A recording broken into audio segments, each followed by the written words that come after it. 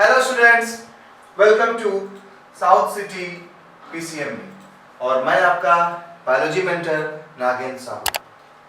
तो टेंथीज आपके लिए हमारा जो चैप्टर चल रहा था जेनेटिक्स, उस जेनेटिक्स में हमने मेंडल के लॉस को पढ़ा। मेंडल ने कैसे हमारे क्रॉस कराए टू डिफरेंट कैरेक्टर के प्लांट्स के बीच, और उनके क्रॉस कराने का मेथड क्या था ये मैंने बताया आपको, पुनेट स्क्वायर मेथड के थ्रू भी बताया। तो अभी तक जिन्होंने नहीं देखे हैं हमारे लेक्चर्स को जेनेटिक्स पे, वो हमारे लेक्चर को, हमारे प्रीवियस लेक्चर को देख सकते हैं। लेकिन उसके लिए फ्रेंड्स आपको एक काम करना है कि हमारे चैनल को सब्सक्राइब करें, वीडियो अच्छा लगे तो लाइक करें, शेयर करें। हमारे चैनल पे physics, chemistry, math and bio सभी के इंडिविजुअल्स क्लासेस दी जाती हैं। आराम से आप पढ़िए, फ्री ऑफ कॉस्ट, कोई कॉस्ट नहीं करनी है, बस आपके तरफ से थोड़ा सा प्रमोशन हमें मिलता रहे, आप पढ़ते रहें, ठीक है। तो गाइस अभी तक जो हमने स्टडी किया जेनेटिक्स में मैंने सबसे पहले आपको जेनेटिक्स के टर्म्स बताए थे, कुछ टर्मिनोलॉजी के बारे में चर्चा की थी कि आखिर जेनेटिक्स है क्या। देन जब हम जेनेटिक्स की टर्मिनोलॉजी को समझ गए कि क्या जीनोटाइप होता है, क्या फिनोटाइप होता है, क्या एलील होता है, क्या हेटेरोजाइगस होता है, क्या होमोजाइगस होता है, इन चीजों को जानने के बाद आज हम चलते हैं सेक्स डिटरमिनेशन और सेक्स लिंक्ड इनहेरिटेंस पे। बहुत ही इंपॉर्टेंट टॉपिक है sex determination and sex linked inheritance. तो बहुत अच्छे से समझना है हमें इस पॉइंट को कि कैसे सेक्स डिटरमिनेशन है, कैसे सेक्स डिटरमिनेशन होता है, कैसे सेक्स लिंक्ड इनहेरिटेंस की चीजें हैं। तो इन दोनों टॉपिक्स रिलेटेड एग्जाम में क्वेश्चन बहुत आते हैं। तो फ्रेंड्स सबसे पहले मैं आपको बताना चाहूंगा कि सेक्स डिटरमिनेशन का मतलब क्या है। देखिए सेक्स का मतलब हम अच्छे से समझ जाए तो जेंडर, सेक्स का मतलब जेंडर, और डिटरमिनेशन का मतलब डिसाइड करना, यानी जेंडर को डिसाइड करना। ह्यूमंस में जेंडर को डिसाइड करना है हमारा सेक्स डिटरमिनेशन, कि आने वाली जो जनरेशन है वो मेल होगी या फीमेल होगी, इस चीज को डिफाइन करना ही हमारा सेक्स डिटरमिनेशन टर्म होता है। सेक्स डिटरमिनेशन में कई बार देखा गया है कि चांसेस 50-50 के होते हैं, लेकिन आज चलिए मैं कुछ आपको फ्लो चार्ट के थ्रू समझाने की कोशिश करता हूं कि आखिर कैसे ह्यूमंस में आने वाला बेबी मेल होगा या फीमेल होगा, ये कैसे डिफाइन होगा, इसके बारे में हम चर्चा करेंगे। तो चलिए सबसे पहले कुछ आपको बेसिक नॉलेज के बारे में बता दूं, कुछ थिंग्स हैं जो बेसिक नॉलेज से है रिलेटेड। क्या है जरा समझते हैं। You know that very well कि सेक्स को डिटरमाइन करने के लिए,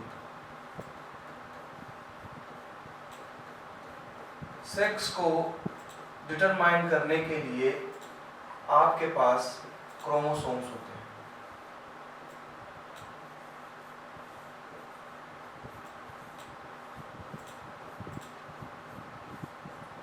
आपके पास क्रोमोसोम होते हैं सेक्स को डिटरमाइन करने के लिए। और मैंने आपको लास्ट लेक्चर में पढ़ाया था कि क्रोमोसोम है क्या। क्रोमोसोम कंडेंस फॉर्म है, कंडेंस फॉर्म होते हैं हमारे डीएनए, जो कि सेल डिवीजन के टाइम हमें अपेयर होते हैं, ये वो क्रोमोसोम है। और आपके पास ऐसे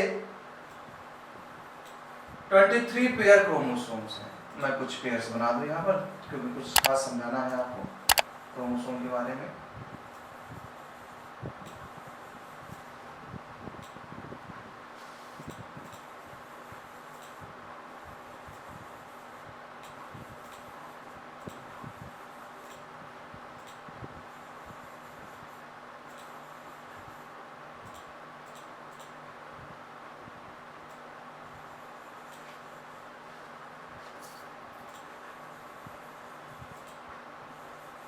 ये मैं पेयर में क्रोमोसोम बनाना चाह रहा हूँ, आपको दिखाना चाह रहा हूँ कि पेयर में क्रोमोसोम कैसे दिख रहे हैं, क्योंकि इससे रिलेटेड हमारे पास क्वेश्चन आना है।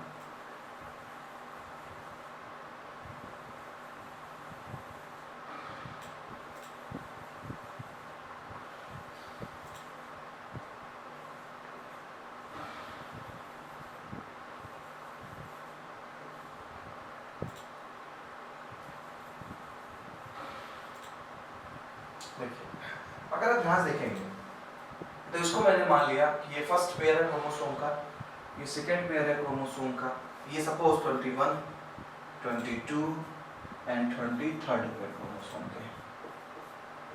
आपको पता है 46 क्रोमोसोम होते हैं जो कि पेयर में है, 23 पेयर क्रोमोसोम्स होते हैं। यहाँ पे क्रोमोसोम की पेयरिंग है, ध्यान समझिएगा। और जब हम क्रोमोसोम को मैप पे देखते हैं तो इस पूरे के पूरे टर्म को यूज करते हैं कैरियोटाइप।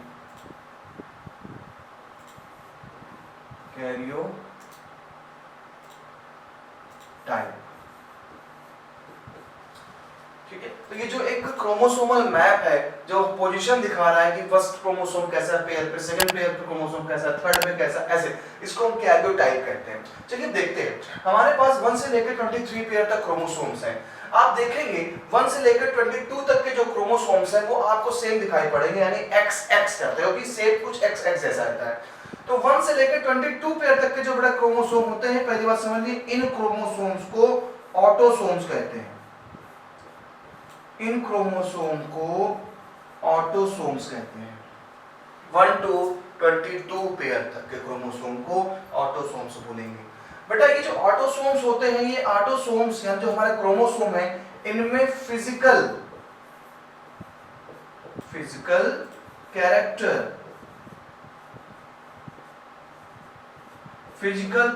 के जीन्स होते हैं। फिजिकल कैरेक्टर के जीन्स यानी आपकी बॉडी को कलर देना है,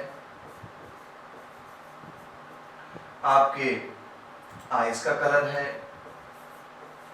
आपकी ब्लड क्लॉटिंग होती है या नहीं होती है,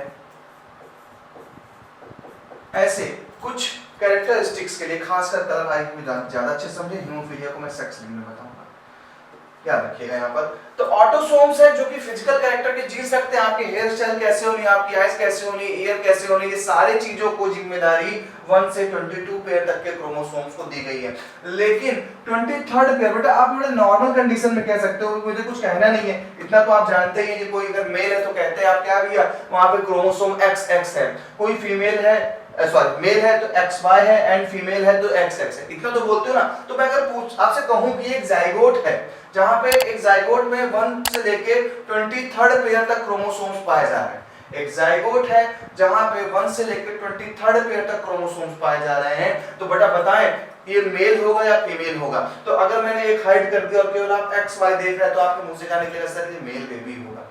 और अगर ये देखेंगे तो XX फीमेल में भी होगा, यानी आप केवल 23rd वाले पेयर क्रोमोसोम को देख के डिफाइन कर पा रहे हैं, 23rd पेयर वाले क्रोमोसोम को डिफाइन कर पा रहे देख करके, इसलिए आपने बोला बेटा ये क्या है, ये सेक्स क्रोमोसोम है, ये सेक्स क्रोमोसोम है, ये सेक्स क्रोमोसोम होते हैं। क्यों? क्योंकि यही सेक्स को डिफाइन कर रहा है। इसी का दूसरा नाम एलोसोम होता है, एलोसोम। तो एक क्वेश्चन बोर्ड में आपके लिए बनता है कि write one difference between autosomes and sex chromosome. तो ऑटोसोम्स बियर करता है फिजिकल कैरेक्टर के genes and sex chromosome bear करता है आपके जेंडर का कैरेक्टरिस्टिक्स की होने वाला बेबी मेल होगा या फिर फीमेल होगा। चलिए हमें एक क्रोमोसोम के बारे में नॉलेज तो मिल गई कि 23rd पेयर क्रोमोसोम्स हैं और 23rd पेयर के क्रोमोसोम्स में 23rd पेयर हमारा सेक्स क्रोमोसोम होता है, बाकी के हमारे ऑटोसोम्स होते हैं।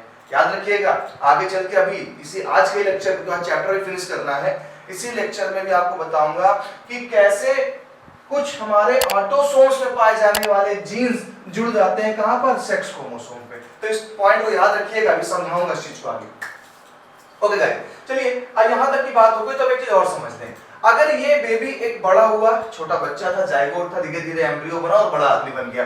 अभी जब आदमी बन गया, आपको पता है बेटा एक अच्छे से चीज कि जब ये मेल बनेगा तो इसमें स्पर्म बनेंगे, और आपने पढ़ा हुआ है कि जब स्पर्म बनते हैं तो कौन सा डिवीजन होता है, मियोसिस डिवीजन होता है। और मियोसिस में बनी हुई जो डॉटर सेल होती हैं, उस डॉटर सेल में क्रोमोसोम नंबर हाफ हो जाया करते हैं। क्या हो जाते हैं, हाफ हो जाते हैं। तो इनका हाफ कर दीजिए, यानी हर एक क्रोमोसोम, हर एक पेयर से क्रोमोसोम जाएगा, यानी एक बच्चे में 22 ही क्रोमोसोम पहुंचेंगे। 23 पेयर है ना, 46, 23 ही क्रोमोसोम क्या होंगे, पहुंचेंगे। हर एक पेयर से एक क्रोमोसोम, हर एक पेयर से एक क्रोमोसोम एक स्पर्म में जाएगा और ऐसे ही करके हमारे आधे आधे क्रोमोसोम हर स्पर्म में जाएंगे। तो बेटा सिंपल सी बात है, कोई एक ऐसा स्पर्म होगा जिसमें से केवल X पहुंचेगा, 23 प्लस X पहुंचेगा, कुछ ऐसे स्पर्म होंगे जहां पर 23 के साथ क्या पहुंचेगा, Y पहुंचेगा। अगर मेल है तो ये हाइड कर लीजिए, हर एक से एक क्रोमोसोम जा रहा, हर एक से क्रोमोसोम जा रहा, जाने दीजिए, चला गया। तो इसमें भी से तो कोई एक जाएगा, तो एक स्पर्म में X पहुंचेगा, एक स्पर्म में Y पहुंचेगा। यानी ह्यूमन में दो तरीके के स्पर्म बनेंगे, एक X बेयरिंग स्पर्म एंड एक Y क्रोमोसोम बेयरिंग स्पर्म। लेकिन फीमेल में सारे के सारे इक्वल हैं। क्यों? अगर मेल को हाइड कर लीजिए, चलिए ये एक लेडी है, इनके बॉडी में एक्सएल बनेंगे तो सब में क्या पहुंचेंगे, आधे आधे, सबसे एक एक्स ले लो, पहुंच गए। उसमें भी एक्स पहुंचेगा और दूसरे में भी एक्स ही पहुंचेगा। क्यों? क्योंकि वाई नाम की चीज नहीं है। तो ये याद रखिएगा। अब आगे देखते हैं कैसे डिफाइन होता है। मेंडल के लॉ के अकॉर्डिंग चल रहा है, कुछ नया नहीं है। ध्यान से देख लीजिए पेज को, कोई ऐसी चीज नहीं है जो आपके समझ में ना आई हो। सॉरी क्या चल रहा है, sorry, autosomes, sex chromosomes, autosomes, sex chromosome. Autosomes क्या थे, 1 to 22 पेयर तक के क्रोमोसोम्स के ग्रुप को हमने क्या बोला, ऑटोसोम। 23rd वाले पेयर क्रोमोसोम क्या बोला हमने, सेक्स क्रोमोसोम। क्यों बोला sex chromosome? Because it determine the sex, क्योंकि ये सेक्स को क्या कर रहा है, डिटरमाइन कर रहा है। और इसी का दूसरा नाम क्या है, एलोसोम। क्लियर? चलिए अब आते हैं हम सेक्स डिटरमिनेशन। ये एक फादर है, मदर है, दोनों पेरेंट्स हैं, इनमें गैमीट्स बनेंगे। अब इनके बच्चे कैसे होंगे देखते हैं, जरा समझिएगा पॉइंट पे अच्छे से। ये फादर थे, फादर में क्रोमोसोम कितने, 44 प्लस XY। अब सवाल ऐसा क्या लिख दिया आपने, आपको पता है 23 पेयर होते हैं, क्लियर, 23 पेयर क्रोमोसोम्स होते हैं, ठीक है भाई। 23 पेयर में आपको पता है कितने क्रोमोसोम्स इक्वल होते हैं, सेम, 1 से लेकर 22 पेयर तक, यानी 22 2 जा 44, 44 क्रोमोसोम्स तो आपके XX ही होते हैं, तो हमने वो 44 लिख दिया। 23rd पेयर कैसा होता है, XY होता है मेल में, तो हमने वही चीज तो लिख दिया। क्या लिखा है, 23rd पेयर को हमने इस स्टाइल में लिख दिया। 44 आपके XX है, 45 एंड 46। जबकि फीमेल में क्या है देखिए, 44 XX है, और आपको अच्छे से पता है कि 23rd पेयर हमेशा क्या होता है, सेक्स क्रोमोसोम होता है। इसलिए यहाँ पर XY था क्योंकि मेल है, और फीमेल में सेम रहता है XX। यहाँ तक बात क्लियर हो गई।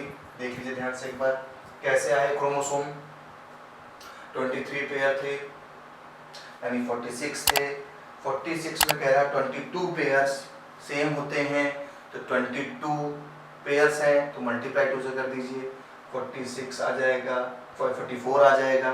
44 तो सेम थे, 23rd वाला जो था वो क्या था, डिफरेंट था, XY था, तो हमने प्लस करके अलग लिख दिया। फीमेल में भी वही था, 44 तो सेम ही थे, फीमेल में कितने, पूरे के पूरे सेम होते हैं, तो पूरा 44 प्लस XX ऐड कर दिया। यहाँ तक क्लियर होगा। चलिए आगे चलते हैं। अब ये फादर है, सिंपल सी बात है, फादर में स्पर्म बनेंगे, ये देखिए स्पर्म बन गया। अब यहाँ पर एक बहुत अलग सा चीज आपको बताने जा रहा हूँ, जो कि नॉर्मल ICSE और CBSE में तो इतना ज़्यादा बताया नहीं जाएगा। जिस स्पर्म में अगर X क्रोमोसोम है, जिस स्पर्म में X क्रोमोसोम है तो बोलेंगे गायनी स्पर्म, और जिसमें Y क्रोमोसोम है उसे बोलेंगे एंड्रोस्पर्म। गायनी स्पर्म और एंड्रोस्पर्म। फीमेल में तो सारे इक्वल ही हैं। अब जब फादर में स्पर्म बने, अगर गायनी स्पर्म यानी 22 प्लस X वाला मदर के 22 प्लस X से फ्यूजन करता है तो क्या बनेगा, देखिए 44 ये हो जाएगा प्लस XX, 44 वो XX, और आपको पता है 23rd पेयर पे अगर सेम क्रोमोसोम होता है, XX होता है, तो वो फीमेल होती है, ओके, बेबी गर्ल है। अब देखिए यही देखिए X क्रोमोसोम अगर फिर X से करें, क्योंकि मदर के पास तो Y है ही नहीं है, उनके पास कोई ऑप्शन ही नहीं, उनके पास तो X ही है। तो अगर फादर के X स्पर्म मदर के X ओवम से फ्यूजन करता है तो फिर क्या बनेगी, फीमेल में भी बनेगी, यानी 44 प्लस XX।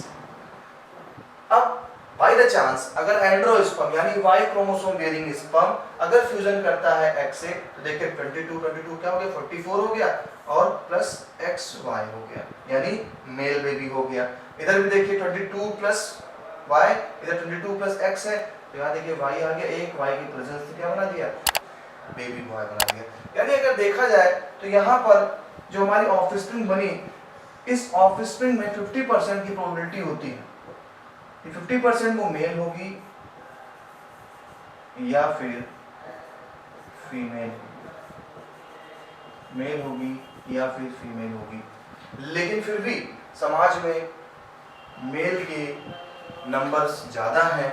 उसके पीछे एक लॉजिक था कि पहले एबॉर्शन जैसी चीज़ें बैन नहीं की गई थी, अल्ट्रासाउंड में बेबी के जेंडर्स पता चल रहे थे हमें, तो जो एक इलिटरेट टाइप के लोग थे जिन्होंने फीमेल को सोचा कुछ कर नहीं सकती हैं, तो उन्हें क्या किया, एम्ब्रियोनिक कंडीशन में ही डिस्ट्रॉय कर दिया, फीटस के कंडीशन में डिस्ट्रॉय कर दिया और उसके लिए टर्म यूज किया गया 40 साइट्स। लेकिन जब गवर्नमेंट सख्त हुई, उसने बैन किया, ये एबॉर्शन बैन है, देन थोड़ा सा हमारा सेक्सुअल इश्यू सुधरा जहाँ पर फीमेल्स के नंबर बढ़े। लेकिन एक साइंटिफिक लॉजिक भी था मेल बेबी ज़्यादा होने के। क्या साइंटिफिक रीजन था, जो वाई क्रोमोसोम बेटा होता है, वाई क्रोमोसोम लाइट वेटेड का होता है, बहुत छोटा क्रोमोसोम होता है, जबकि इसके कंपैरिजन में एक्स ऐसा है। अब खुद सोचिए, अगर वाई क्रोमोसोम वाला स्पर्म छोटा है और एक्स क्रोमोसोम वाला स्पर्म बड़ा है, तो हैवी वेट तो एक्स क्रोमोसोम वाले का जाएगा और जिसका हैवी वेट होगा वो दौड़ में पीछे रह जाएगा। इसलिए जो वाई क्रोमोसोम बेयरिंग स्पर्म होता है वो लाइट वेट का होता है और लाइट वेट के होने के कारण वो स्विम करता हुआ जल्दी पहुंचता है। तो ये भी एक फैक्टर था। एक चीज आपसे कि एक क्वेश्चन पूछा जाता है कि एक कपल हैं जिनके 4 डॉटर हैं, ये बताइए अगर वो फिर से रिप्रोडक्शन होता है तो उनका 5th बेबी कैसा होगा। तो आपको प्रोबेबिलिटी में रहना है, 50% की प्रोबेबिलिटी आप हर बार करेंगे। चांस है उनकी 1000 लड़कियां पैदा हो चुकी हूँ, लेकिन अगर आपसे पूछेगा कि 1001 वाला जो बच्चा पैदा होगा वो लड़की होगा लड़का होगा, तो आपका जवाब होगा सर पता नहीं, 50% का चांस है। मेल भी हो सकता है, फीमेल भी हो सकता है, क्योंकि आप देख रहे हैं सारा गेम स्पर्म का है। एंड शायद इसीलिए रिस्पॉन्सिबल नहीं है एक मदर। बहुत से ऐसे रूरल एरियाज है जहाँ पर अगर किसी कपल के फीमेल्स बेबी हो रही है तो वहाँ पर उसको दोषी ठहराया जाता है कि सारी गलती इस औरत की है। लेकिन आप ध्यान से देखिए, आप यहाँ पर देख रहे हैं कि जो स्पर्म है वो यानी जो वाई बेयरिंग क्रोमोसोम है वही डिसाइड कर रहा है सेक्स को, क्योंकि वो जहां जहां जा रहा है मेल हो रहा है और बेचारी फीमेल के पास तो ऐसा स्पर्म है ही नहीं है, ऐसा वाई वाला कोई सिस्टम ही नहीं है। तो यार जिम्मेदार कौन हुआ, जिम्मेदार तो एक फादर हुए। तो ये ध्यान रखना, इसीलिए आपको पढ़ाई जाती है चीजें, इन चीजों को आप आगे जाके समझ सकें, किसी पे ब्लेम ना कर सकें कि उस कपल के केवल लड़कियां ही हो रही हैं तो उसके लिए एक फीमेल रिस्पॉन्सिबल है, फीमेल रिस्पॉन्सिबल नहीं है। ये था हमारा सेक्स डिटरमिनेशन। चलिए सेक्स डिटरमिनेशन के आगे चलते हैं, थोड़ा सा हम इंसेक्ट के बारे में भी देखें कि आखिर जो सेक्स डिटरमिनेशन है वो बर्ड्स में, इंसेक्ट में और हमारे जो ग्रासोफर है या हनी बी है उसमें कैसा सेक्स डिटरमिनेशन पाया जाएगा। तो ये छोटे छोटे क्वेश्चन हैं, फिर वो समझना है आपको। अगर फीमेल में हम बात करें एक ग्रासोपर की, तो ग्रासोपर की फीमेल कैसी होगी, जैसे सेम एज ह्यूमन जैसा। ग्रासोपर में सेम एज ह्यूमन जैसा है, बस देखिए फीमेल में XX होगा लेकिन मेल में सिर्फ 23rd पेयर पे क्या होगा, X क्रोमोसोम ही होगा। क्या होगा, सिर्फ X क्रोमोसोम होगा। और जबकि फीमेल में XX होगा 23rd पेयर पे, तो यानी हमारे में यानी ग्रासोपर के मेल में एक X गायब हो जाएगा। अगर हम किसी बर्ड्स के लिए या हेन के लिए, तो यहाँ पर 76 प्लस ZW है। देखिए ZW मतलब 2 डिफरेंट क्रोमोसोम है, इसको बोलते हैं हेट्रोगैमिटी। हेट्रोगैमिटी ये देखिए यहाँ पर मेल होमोजाइगस है, जबकि ह्यूमंस में क्या था, मेल हेट्रोजाइगस था। क्यों, 23rd पेयर पे हमारा क्या था, XY था। यहाँ पर जो क्या है, फीमेल हेट्रोजाइगस है, फीमेल में ZW है, और जबकि जो मेल होता है इनका उसमें क्या होता है, ZZ होता है। हनी बी में देख लीजिए 32 क्रोमोसोम्स पाए जा रहे हैं डिप्लॉयड कंडीशन पे फीमेल में, जबकि मेल में 16 होते हैं पेयर। यानी जो मेल होता है हमारे से हम कहते हैं ड्रोन, हम उसको बोलते हैं ड्रोन। तो जो मेल हनी होता है, ड्रोन होता है, वो हैप्लॉइड होता है 16 पेयर। तो जब कभी भी किसी एग में केवल 16 हाफ क्रोमोसोम रह जाएंगे तो वो मेल बन जाएगा, फुल है तो वो क्वीन बनेगी, वर्कर में बन सकते हैं। तो ये था हमारा क्या, sex determination in grasshopper, honey bee and hen, या बर्ड्स की बात करते हैं। तो ये लर्न कर लीजिएगा, 1 मार्क्स के लिए पूछ सकता है क्वेश्चन कि फीमेल में क्या है, ग्रासहोफर कैसा है, मेल ग्रासहोफर कैसा है। देखिए अगला टॉपिक आपको बताते हैं हम, सेक्स लिंक्ड इनहेरिटेंस, जो कि इस चैप्टर का लास्ट टॉपिक है। हमारी हेडिंग है सेक्स लिंक्ड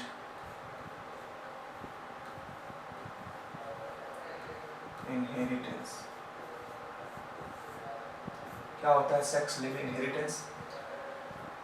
अभी मैंने लास्ट पेज पे आपको एक चीज बताई थी ऑटोसोम्स और सेक्स क्रोमोसोम के बारे में। मैंने आपसे कहा था कि ऑटोसोम्स का काम है फिजिकल कैरेक्टर्स के जीन्स को बियर करना, और सेक्स क्रोमोसोम का फंक्शन था जेंडर डिसाइड करना, सेक्स डिटरमाइन करना।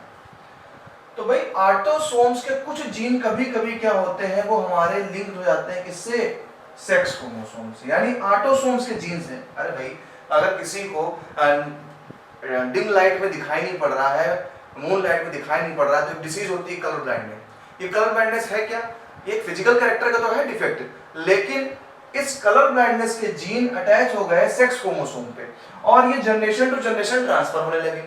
तो हमने इस जीन को क्या बोला, सेक्स लिंक्ड है, क्योंकि सेक्स क्रोमोसोम से जुड़ गया है तो सेक्स लिंक्ड बोल दिया, और क्या बोल दिया, जीन्स।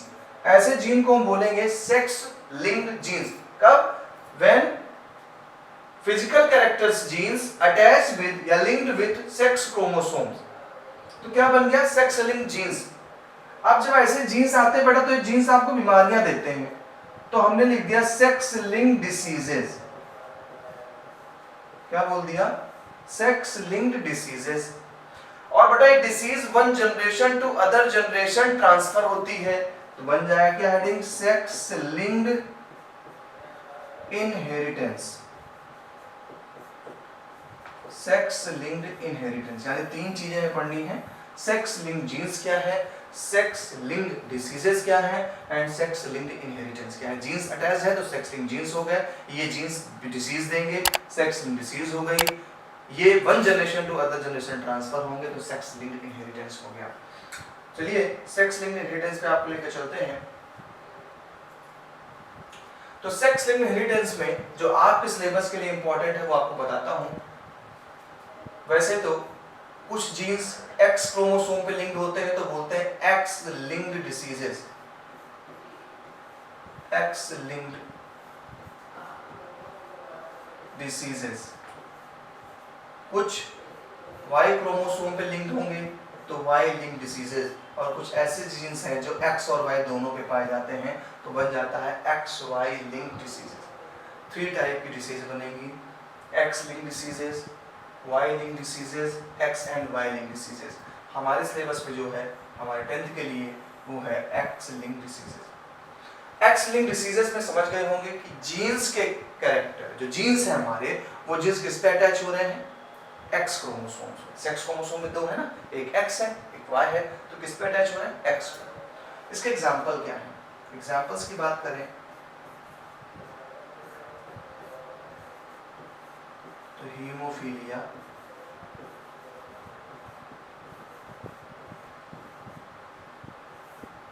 कलर ब्लाइंडनेस,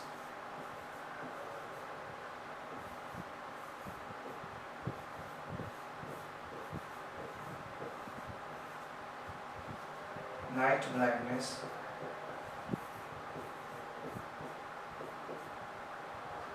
ठीक है, कॉमन सी 3 डिजीज आप पढ़िए, colour blindness, night blindness, haemophilia. सबके मैं कैरेक्टरिस्टिक बता दूं। हीमोफीलिया जब डिसीज किसी की होती है तो नॉर्मल कंडीशन पे ब्लड क्लॉट नहीं होता, ब्लड क्लॉटिंग रुक जाती है।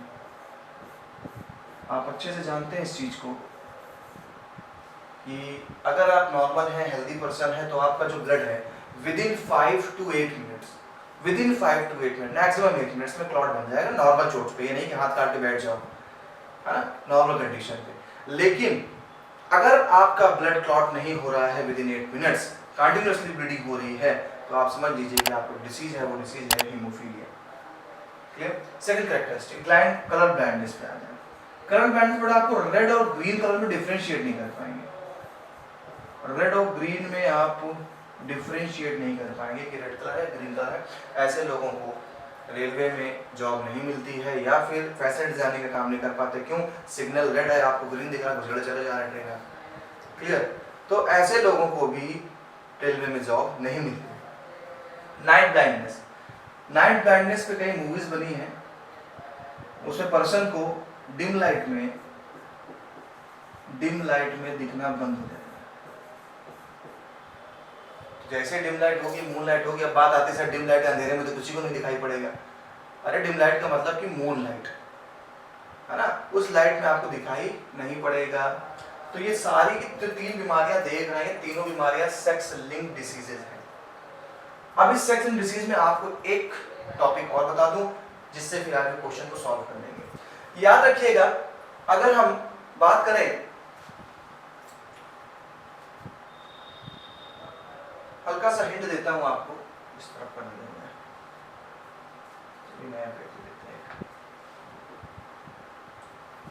अगर आपको हिंट दिया जाए, क्या हिंट दिया जाए कि हमने ले लिया, एक तरफ राइट कर दिया x y मेल के लिए, इधर x y, दूसरी कंडीशन बनाऊंगा x x x x and x x, ठीक है, समझिएगा ध्यान से। अभी आपको सारी चीजें नॉर्मल लग रही हैं, ये नॉर्मल मेल है, ये भी नॉर्मल मेल दिखाई पड़ रहे हैं, x x नॉर्मल फीमेल है, ये भी फीमेल है, ये फीमेल। चलिए कुछ चेंजेस करते हैं, हम पहले हीमोफीलिया को टारगेट बनाते हैं। अच्छा बताइए, ये हीमोफीलिया का एक जीन लग गया है, तो क्या ये मेल नॉर्मल रहा? नहीं, बिल्कुल नहीं। ये नॉर्मल मेल था, क्योंकि कोई जीन्स नहीं थे सेक्स लिंक पे, सेक्स क्रोमोसोम पे, इसलिए नॉर्मल था। लेकिन जैसे ही जीन पड़ गया, ये पेशेंट हो गए, पेशेंट हो गए, या फिर हीमोफिलिक कह सकते हैं। हमने हीमोफीलिया लिया तो हीमोफिलिक कर दिया, आप कलर ब्लाइंड तो कलर ब्लाइंड कर दीजिए, ये हीमोफिलिक हो गए। क्या हो गए? हीमोफिलिक। अच्छा फीमेल के पास चले आए, अब भाई फीमेल के पास जरा आ जाओ। फीमेल अभी कैसी है? नॉर्मल फीमेल है, सॉरी, ये फीमेल कैसी है? नॉर्मल है। चलो भाई समझ गए, फीमेल नॉर्मल है। अब हमने एक हीमोफीलिया का जीन लगा दिया, ठीक है भाई। अब आप कहेंगे सर ये तो पेशेंट हो गई, लेकिन नहीं, हीमोफीलिया है, कलर ब्लाइंड एक रिसेसिव जीन्स होते हैं। ये रिसेसिव जीन्स है, ये तब तक हावी नहीं होंगे जब तक इन्हीं के जैसे 2 जीन्स ना हो। जैसे आप पढ़ के आए हैं, कैपिटल टी स्मॉल टी कभी टॉल नहीं हो सकता है जब तक, सॉरी कह रहा है कि हमने एक जीन ऐड किया कैपिटल टी स्मॉल टी। अब यहाँ पर हम लोगों ने क्या पढ़ा लॉ ऑफ डोमिनेंस में कि सर ये प्लांट तो टॉल होगा, लेकिन आप कह रहे हैं सर डॉर्फ वाला भी तो जीन है, लेकिन डॉर्फ वाला जीन कुछ नहीं कर पाएगा, because tallness is dominance same as, ये स्मॉल एच लिखा मैंने, ये रिसेसिव जीन है, और रिसेसिव जीन तब तक डोमिनेंस नहीं होगा जब तक 2 नहीं होंगे। लेकिन आप कहेंगे सर मेल में तो आपने कर दिया, तो भाई मेल में करने के पीछे कारण था कि अगर यहाँ पर X होता तो हम कह देते नहीं ये कैरियर है, लेकिन यहाँ पर करना पड़ा। रीजन क्या है? Y, यानी X के बराबर क्रोमोसोम है ही नहीं, Y क्रोमोसोम, Y को पता ही नहीं है, Y को पता ही नहीं है कि X से डिसीज हो जाएगी, उसको नहीं पता, उसका कोई अपोजिट एलील नहीं है। जब कोई एलील नहीं है तो सीधे सीधे वो क्या हो जाएगा। अब मैं बायो का टीचर हूँ, मेरे को मैथ में आगे कुछ भी बता जाओगे तो कहेंगे हाँ यार हो सकता है फॉर्मूला हो सकता है, लेकिन अगर मैं मैथ का होता तो मैं कहता नहीं ये गलत फॉर्मूला है। सेम ऐसे Y चल रहा है, Y को पता ही नहीं है क्योंकि ये जीन्स किसका है? X क्रोमोसोम का है। Y वाले को कुछ अवेयरनेस नहीं है, तो Y वाला कहता है ठीक है जो मन में आया वो करो, तो यहाँ पे डिसीज हो गई। लेकिन यहाँ पर देखिए जस्ट अगेन में एक्स वाला खड़ा है कि भाई कैसे तुम अकेले नहीं कुछ कर सकते हो, तुम रिसेसिव हो, तुम तब हावी होगे जब दोनों पर हीमोफीलिया के जीन्स आ जाएंगे। तो ये कंडीशन होगी क्या, ये कंडीशन होगी कैरियर, ये कैरियर फीमेल है, ये कैरियर फीमेल है। पेशेंट कब होगी, जब दोनों पे होगा। बोर्ड एक क्वेश्चन पूछता है, कहता है मेल में डिसीज देखने को ज्यादा मिलती है, फीमेल्स में क्यों नहीं मिलती। तो भाई फीमेल्स में क्यों मिलेंगे, क्योंकि फीमेल्स में अगर एक जीन है तो वो केवल कैरियर हो जाएगी, लेकिन मेल्स में अगर एक जीन पहुंच गया है तो वो पेशेंट हो जाएगा, because in males there are no alleles of haemophilia, haemophilia का कोई एलील्स नहीं होता है। क्लियर।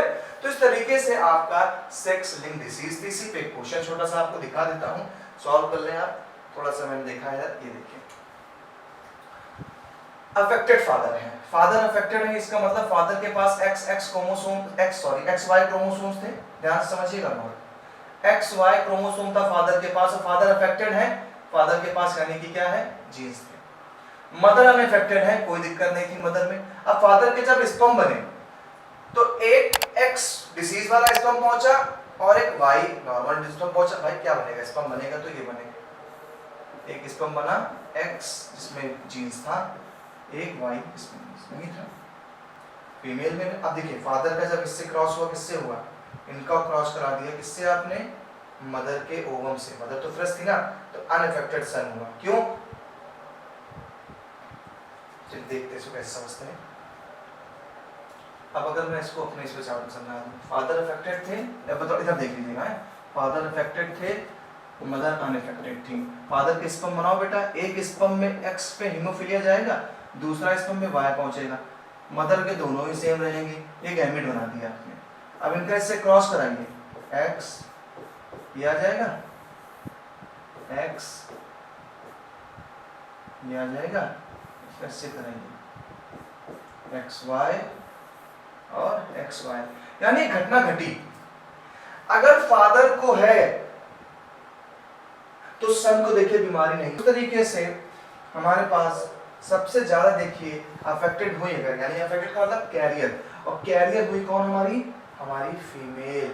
यानी मेल फादर अगर पेशेंट है, देखिए बच्चे को कोई टच नहीं कर पाया, बच्चे को नहीं टच कर पाया। इधर देखिए मदर को नहीं है, लेकिन मदर तक पहुंच गया। यानी एक बात समझ में आती है यार, बात ये समझ में आती है कि फादर डिसीज को देता है डॉटर को, और इधर मदर डिसीज देती है सन को, यानी एक क्रॉस तैयार हो गया। इसे बोलते हैं criss cross inheritance, criss cross inheritance.